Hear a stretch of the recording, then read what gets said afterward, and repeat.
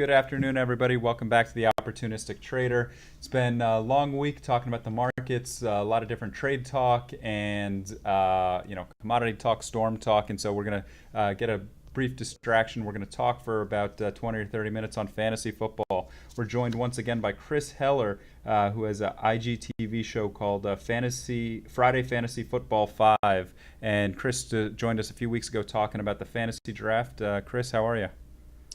Doing well, Mike. How's it going? It's good. It's good. Looking forward to the weekend. It's been a long week, a lot of market news, and it's good to have week 2 of the football season coming up. So that's a good distraction.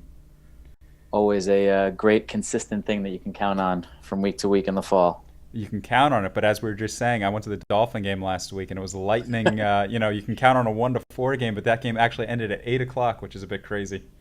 Unbelievable. I was saying to my friend as we were watching that, I can't believe that there are still people here who are like waiting around for the Titans-Dolphins game. Some serious hardcore fans. I left at about 3:30, and then when I got home, it eventually ended at 8, and it was a lot of excitement, actually, a few punt returns and things like that at the end. And I was looking at the stands, and I was like, wow, I can't believe there are that many people there. And somebody else who was with me goes, I thought there'd be more. And I'm like, that's a long day. You get to these games sometimes 2 hours early.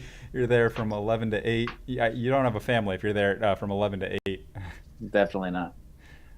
So let's. I know you went to Vegas recently. You had a professional fantasy football draft out in Vegas. Tell me about that. Yeah, this past weekend I went out for the Fantasy Football Players Championship, which I've been in every year since its inception, and they offer. Back when it started, I think it's 11 years now, it was only one live draft in Vegas, or one room full of live drafts in Vegas. Then they expanded to Atlantic City as a satellite. And then for the last handful of years, I've been doing it online. I had a lot less kids and wives back 10 years ago when they first started. So this year, for the first time in like a decade, I made the trip out to Vegas to draft live. And what goes on there is you're in this huge convention center type of room. This year it was in Planet Hollywood. And there's just 50 different tables of 12 seats each, right? Like shaped like a little U with a huge draft board. And at the same time, all of these drafts are going on at once, but they're all competing for the same grand prize. So I'm in, it's broken down to these leagues of 12. So I'm in this league of 12 for the first 13 weeks of the season. Then all of the winners from every league, plus some wild cards, advance to weeks 14, 15, and 16, where it's a cumulative contest and the grand prize is $250,000. Nice. And how much did it cost to enter? Like around 1,800, something like that. A little under $2,000, depending on if you do it online or if you show up for the live event. It's a little more if you're actually in the room. And what's the format? Is it like a PPR? Is it 12 teams, 10 teams? So it's 12 teams in each league. It's PPR. It's tight end premium, so it's 1.5 points per reception for tight ends, and it's dual flex. So it's start 2 running backs, 2 receivers, 2 flex. So essentially you could start 4 running backs, 4 receivers, or 3 tight ends in a tight end premium draft. And you said it's a 12-team league? It's a bunch of 12-team leagues, but yes, like I'm right now competing against 12. No, I was just saying because it's interesting, especially at the end of the season. That's a lot of players. 2 flex. That's you're looking for a lot of productive people. That's definitely a value towards the end when you get these guys that all of a sudden at the end of the season are starting running backs and starting wide receivers, getting 8-10 grabs a game. People don't even know their names right now. And it's a 20 spot roster, like 20 players on the roster, so 10 starters and 10 bench. So it goes pretty deep in the draft. And you're really trying to find those nuggets, and it's a huge race to the free agency each week when when a running back goes down and you want that guy who's going to take off the rest of the season. Guys are spending their whole free agent budgets on those, and it's playing against there are rankings of fantasy football players, and like the best guys in the world are all in this tournament, and some of them have 10 different teams, and it's really quality competition. Yeah. Well, on that, what week 1, who are the people that stood out that everybody's racing to the waiver wire to grab that nobody drafted? So the big waiver wire guys right now, Philip Lindsay, the rookie running back from Colorado, who's on the Broncos. He's the one that I've seen the most money spent on because everyone thought Royce Freeman was going to be the guy there, and he was, but Philip Lindsay and he both had 15 carries, which was a huge surprise because people thought Lindsay would just be, at best, the third down back, but there's also Devontae Booker in the mix there. Somehow Lindsay ended up with more touches than any of them and got one in the end zone. So This conversation's already started horribly. I have Booker on my team. Or wait, no, I'm sorry. Who's the starting running back for Denver?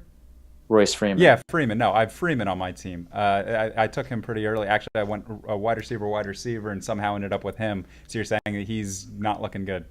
No, well, so this is a good segue into what we're going to talk about next, because what I would say about Royce Freeman is don't panic. It's obviously a super, super small sample size, and I think Royce Freeman is still the more talented player, still the guy that they want, that they draft, that has the higher draft equity that they took in the third round, I believe, of the NFL draft. And they're going to want to get him the ball, and I think he bounces back this week. And it's not that he was bad. It's just that Lindsay happened to come out of nowhere and get a lot of touches, but I think they can coexist, and I still think Royce Freeman is the guy who will be the lead back in the backfield here. Nice. Well, it's funny. You sent me a list before of your panic, don't panic. He's not on my don't panic list, but you're telling me not to panic. I'm telling you as a bonus to this little section Right. segment we're going to do. Yeah, I don't think you need to panic about Royce Freeman quite yet. I had a huge first week with Julio Jones, and then I had the New Orleans combo. I have Drew Brees and Michael Thomas. So I had a big week one, so it made up for Freeman's lack of production. But Yeah, you don't need much more than that after the numbers that those three put up. oh, that was crazy. And then the crazier thing was Tampa Bay putting up 40 plus points. Nobody had that in their wildest dreams happening. Definitely not. And again, like the Saints defense, I don't think is as Sam Bradford tore them up week one last year as well. So I think that's more of a fluke than what's going to happen the rest of the season. Hang on one second. Yeah, no, we'll definitely keep an eye on that. So, you put together a list of panic, don't panic. Let's go through the NFL and, based on week one, what's the sort of panic, don't panic list here? You have Ezekiel Elliott. What's your thoughts on Dallas and Zeke? Yeah, I would panic if I'm a Zeke owner because obviously he's your first round draft pick. He's not someone that I was targeting this year. I was, I guess, I was pre-panicked on the Dallas Cowboys. I just think that their strength has been the last couple of years slow the game down, run the ball with a great offensive line. I don't think the offensive line is as dominant as it has been the last couple of years. They have a couple injuries up front there, and there's just no playmakers on the outside right now. Dak Prescott has regressed from year one to year two, and who knows, he's a question mark in year three. There's just not much to like about that offense in general, and I think Zeke is the one who suffers. And he still will have a decent year, but you took him in the top 5 most likely if he's on your team, and expecting him to compete with the David Johnson and the Gurleys and the Kamaras of the world, and I just don't think that's going to happen. It's funny, you just say with the Kamaras of the world. Nobody even knew Kamara's name a year ago today. And now all of a sudden he's a top 5 running back. Yeah, things move fast, especially at the running back position in this league. Yeah, nobody's gonna know Bell. Let's get to that. What in Pittsburgh? What do you do there? Hopefully, if you have Le'Veon, you also have James Conner, and you don't really miss a beat. If It's funny because he was a top 2, top 3 pick, yeah, and the only reason course, he even dropped it down to 3 was because maybe he would hold out, but everybody thought he was going to play, and here we are. He's not. Yeah, playing. listen, I have him. I took him second in one of my leagues that drafted a few weeks back, so I'm in that boat, and I don't have Connor. So the hopes are you drafted well enough that you can kind of get by, or maybe you're the one who's spending all your money on the Philip Lindsay or whoever the next week's Philip Lindsay is, and you just kind of have to go for it and fill that spot. There's not, a lot of times you say you can't win your draft in the first 2 rounds, but you can certainly lose it, and that's a tough one to come back from. Yeah, absolutely. Top 3 pick, just not even playing, and it doesn't seem like a friendly situation over there. Not at all, and especially what you saw James Conner do with the opportunity. So it seems like Pitt should be in no rush to get Le'Veon back in there right now. Well, that's the thing. Watching the game, and I was at the Dolphin game, so I didn't see it, but I wonder if Le'Veon's watching that game, what he's thinking in terms of, or even Pittsburgh Steelers. They're like, look, he's doing pretty well. We don't, Le'Veon's obviously a better player, but is he worth 10, 12, 14 million more than this other guy? And of course not. I mean, running back is the most replaceable position in reality football. I know we're talking here about fantasy, but as good as, I don't want to go off course here, but as good as Ezekiel Elliott is, or as good as Saquon Barkley is, in my opinion, they're bad decisions. That's a bad decision to take those guys in the top 5, 10 of your draft. Christian McCaffrey even. I just think that you can find guys off the street, third round guys, fifth round guys who just can come in and give you, if not 100% of the value, 85% of the value if you have a good offense or a good offensive line around it. Yeah, well, that's definitely going to be one for the New York Giants to talk about for decades potentially.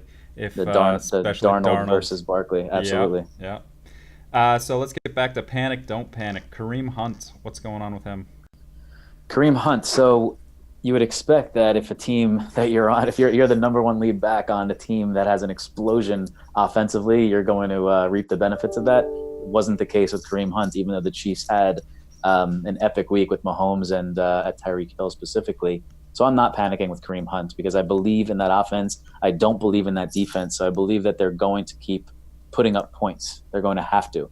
And Kareem Hunt being the focal point, the number one feature back there in an Andy Reid offense, I'm going to take it as an outlier week one rather than the norm, and I expect him to bounce back. And then I have you listed below here that Pat Mahomes is legit. So just following up on KC, you're a believer? Oh man, that guy was incredibly impressive. He makes throws that, you know, Aaron Rodgers is the only other one in the league who can make these type of throws on the run with that arm strength. It was really, really impressive. And like I said, the defense is not that good in KC, so they're going to have to throw the ball. And I just he'll make some mistakes because it's his first year as a starter. But Mahomes is super impressive week one. Interesting. Yeah, I didn't see that game, but I saw his stats were tremendous. So that was interesting to keep an eye on. Panic, don't panic. Amari Cooper. I'm panicking. I am, so in my big draft this weekend, I picked 11th. So at the 3-4 turn, I knew I was taking two wide receivers there, and I had this group of like 5 or 6 that I was targeting. And when it came to me, Larry Fitzgerald was already gone. He was one of my potential targets, but on the board was Amari Cooper, and he was in my group. But over the last couple weeks, something just didn't feel right, and maybe it's because I got burned with him last year, as many other people did. But I passed on him. For Adam Thielen and for Jarvis Landry instead, and I'm very glad I did. One target. I mean, John Gruden, the new coach of the Raiders, said that Amari was going to be the focal point of the offense. People thought he might lead the league in targets. One catch. Now, I know the Rams have incredible talent on the outside with Talib and Marcus Peters, but it's unacceptable.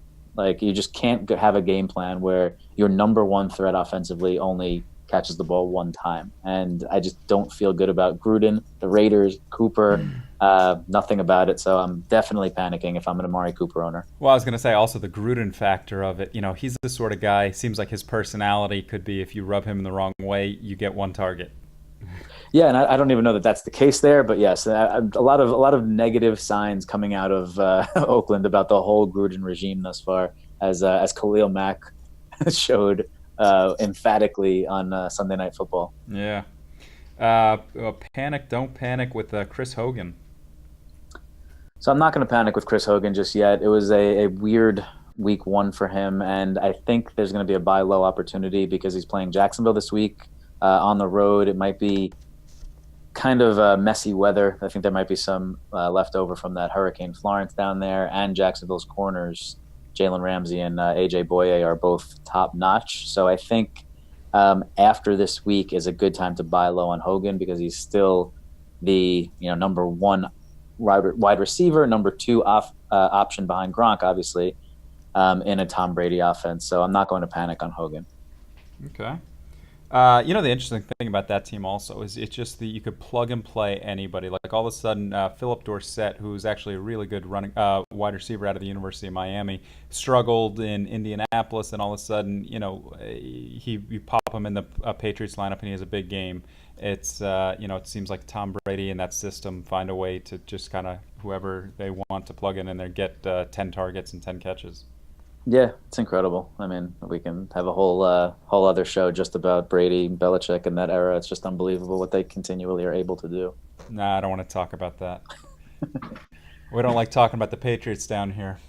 I know. Same here with the Jets. Well, then on the Jets side, you have what were your thoughts there? You optimistic for the next decade? Optimistic for the next decade? Sure. I mean, you got to like what you see, but it's, I don't get too crazy with a small sample size like that. Darnold looked pretty good. I love I like the skill position players there. I think there are some good players on defense. Like there is reason for promise, but I'm sure, the local fan of any local team can look to a roster and say, "Oh yeah, I like these couple guys and these couple guys," and nobody else has really heard of them. But that being said, I'm a huge Quincy Enunwa fan, and I have been the last couple of years. Unfortunate with his injuries last year, but we saw week one, Darnold only threw the ball 20 times or 21 times, and Enunwa had 10 of those targets. So I think he, not Robbie Anderson, is the focal point of the passing game and the number one option there. And I think he's a real football player. I think he's tough. I think he's fast. I think he's strong. I think he's got all the makings of a legit top 20 wide receiver in this league. Well, I'm pulling it up right now. It's my Dolphins against your Jets this week in That's New true. York, and Vegas says it's the Jets by 2.5. So it'll be a fun one to watch. See what Darnold can do in Game 2. I saw it when he threw that first interception. I thought that was a good omen actually for the Jets. I said, it's a character builder at the end of the game. As long as he bounced right back from it, it's in hindsight, yes, for sure. If that game went another way and pick two happened 5 throws later and they lose by 20, then that first pick might not be looking so good right now. But No. yes, I totally hear what you're saying. The ability to just shake it off and not really care and come back and do your thing is a good sign. Yeah. So you have. Let's get to the next topic of after week one. Truth after week one. What are your thoughts on seeing Joe Mixon as a number one running back? Yeah, so I wasn't as high as I guess consensus for Mixon. Like I probably wasn't going to take him in any of my leagues. He looks like a legitimate RB1 to me, like a top 10 guy. I thought Gio Bernard would steal a bunch of his workload, but it seems that, and then now we have a sample size of 2 with the Bengals because they played last night. And besides Mixon leaving the game for a little bit with an injury, he just looks impressive. He can catch the ball out of the backfield. He runs hard. I like the Bengals offense. Their offensive line has improved. He looks like a guy that, if we're going to forecast 2019 drafts, I think you're going to be looking at him as a first round pick. Yeah. Well, he looked pretty good last night. They were playing with a lead. I thought actually when I woke up, I didn't watch the second half, but I thought he might have more stats based on them playing with a lead and him being a running back. But He got hurt for a little bit and left the game, so Gio got a bunch of touches in the third quarter there. there you go. What about Chris Thompson? I'm a big Chris Thompson fan. He happened to end up on my team in Vegas, so that makes me even more of a fan. But last year before going down with injury, he was like I think the number 10 running back overall, and I remember just passing the eye test, being like, "What's going on with Chris Thompson this year?" He just looked super explosive, and a couple weeks ago, he said that he might not be healthy until November, which seems to absolutely not be the case because he was super impressive, and he and Alex Smith likes to dump off to the running backs. I think Thompson, as long as he stays on the field with not much in front of him, obviously Adrian Peterson had a great game, and the game script with them being up by 3 touchdowns, favored that type of offensive strategy in the second half. But I think Thompson's going to be a legit high end running back too, even low end RB1 in PPR leagues. I think he's going to be a focal point of that offense. I'm just scanning through ESPN here, and there's a little off the topic. It's not fantasy football, but I'm just seeing on ESPN the Saints are playing the Browns, and it's in New Orleans. The Saints, who Yep. just gave up, I believe, 48 points last week. The entire over/under of that game is 49. I don't know how that's possible if the Saints just gave up 48 last week to the Bucks. I'd have to think the Browns can manage at least 20 points, and the Saints will probably score 30 or so. Well, then I guess you know where your bet lies this week. Right. No, I wouldn't be surprised if that's in the 40s again for both teams. But yeah. So, George Kittle on the 49ers, what are your thoughts there? I think listen, Marquise Goodwin went down very early, but Kittle had some hype coming into the season. I think he established himself as the number one target in that offense. I think Garoppolo loves him. He's an athletic freak, and they don't have, as interesting as Goodwin is, and Garcon has a, pedigree as a professional receiver at the least. I think Kittle has the star potential there, and he looks like a guy who's going to finish as a top 5 tight end. Yeah, well, he definitely got a lot of looks, which is good. What about Dion Lewis in Tennessee? What are your thoughts after watching him week one? Yeah, so a lot of people, this was a big question mark coming into the season, is how are the distribution of touches? How are they going to play out in the Tennessee backfield with Derrick Henry and Dion Lewis? And in most drafts, Derrick Henry was being drafted at least a round, if not 2 rounds, ahead of Dion Lewis. And I get it. Derrick Henry is this massive figure and this Heisman Trophy winner with a great pedigree and finally getting his shot. But they signed Dion Lewis in the offseason. They gave Dion Lewis real money. I think 3 years, close to $20 million off the top of my head. And if you recall, Dion Lewis last year was second half of the season one of the best running backs in football. Granted, he was playing for the Patriots, but Dion Lewis is a great football player. And what you saw this week was he not only out-touched Derrick Henry, he was just on the field and had more snaps than Derrick Henry by a significant amount. So I think what Dion Lewis did is establish himself as the number one option here. And I think the way that Tennessee played it last year with DeMarco Murray and Derrick Henry, where it was more DeMarco, less Derrick. I think we're looking at that where Dion Lewis is the frontline guy and Derrick Henry is the change of pace. Did you say that Dion had more snaps than Henry? More snaps, more touches, everything you want to see from your running back. Wow, that's interesting. I was at that game and it had that crazy lightning out, and I've told you my son actually picked Dion Lewis in the 7th or 8th round, and I thought that was still way too early, and I gave him a hard time. And keep in mind, my son is 7 years old, and we were at that game, and he didn't touch the ball in the first quarter, and so my son was going nuts the whole time. And I said, "That's what happens when you have a second-string running back." And but he definitely did pick it up after that. So hope for my son's sake that continues. I think it will. I think that offense will be above average, and I think Dion Lewis is just to keep it simple, really good at football. Yeah, absolutely. All right. Any closing thoughts? Anything you're watching this weekend that's going to catch your eye? I'm watching everything this weekend, like every other weekend. I think we have some interesting, shootout potential games. The obvious one being Pittsburgh and Kansas City. I think with the players on that field and what the teams did week one, even though Pitt had that sloppy game at home, Roethlisberger, Antonio Brown, and crew are always, a lot better at home than on the road. I think, like you mentioned, Cleveland and New Orleans, we saw what happened last week in that dome. There's potential for fireworks there.